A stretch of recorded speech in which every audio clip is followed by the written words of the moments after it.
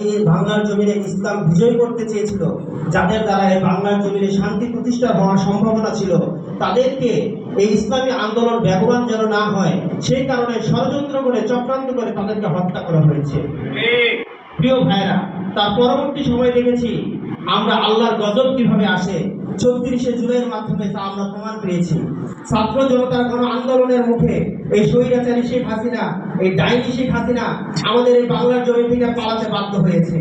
আমাদের এই দেশে আমরা ছাত্র জনতারা এবং বাংলাদেশ জামাত ইসলাম, বাংলাদেশ ছাত্র শিবিরের সকল কর্মীবৃন্দ, সাধারণ লোক এবং সাধারণ জনগণ মিলে ঐক্যবদ্ধভাবে এই বাংলার দেশকে আবার নতুনভাবে স্বাধীন করেছে।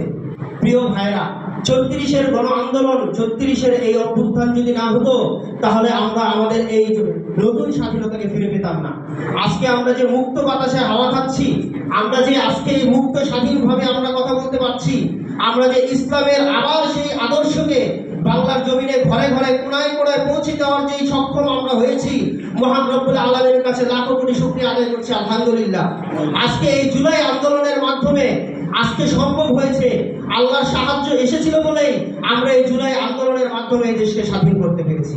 প্রিয় ভাইরা, আমরা এই জুলাই আন্দোলনের মাধ্যমে শিক্ষা নিতে হবে যে আমাদের আন্দোলন, আমাদের স্বাধীনতা এখানে শেষ নয়।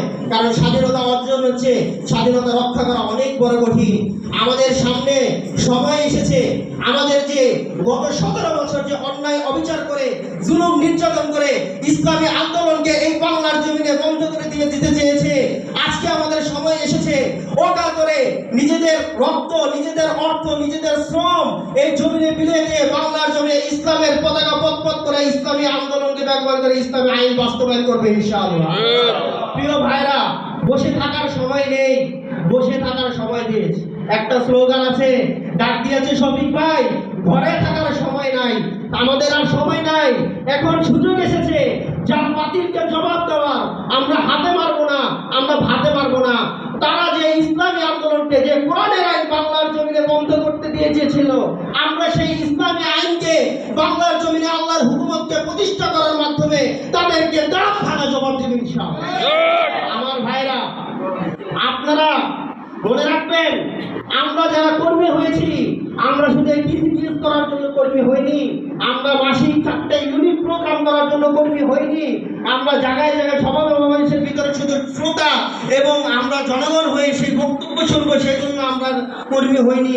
আমাদের যে মূল লক্ষ্য উদ্দেশ্য, আমাদের যে সৃষ্টির উদ্দেশ্য, আল্লাহ রাব্বুল আলামিন বলে দিয়েছেন, আমি মানুষ এবং জিনকে সৃষ্টি করেছি একমাত্র আমার ইবাদত করার জন্য। আর এই ইবাদতের প্রথম অন্যতম ইবাদত হচ্ছে আল্লাহর জমিনে আল্লাহর দিন কায়েম করা। কারণ আকিমুস সালাহ আকিমুদ্দিন, তোমরা নামাজ কায়েম করো এবং দিন কায়েম করো। অতএব আল্লাহ রাব্বুল আলামিন আমাদেরকে যেন সেই দিন প্রতিষ্ঠার সংগ্রামে সাহায্য করেন, আমরা যেন সেই দিন প্রতিষ্ঠার সংগ্রামে অংশগ্রহণ করে থাকতে পারি, সেই তৌফিক দান করেন। আমার তৌফিক ইল্লা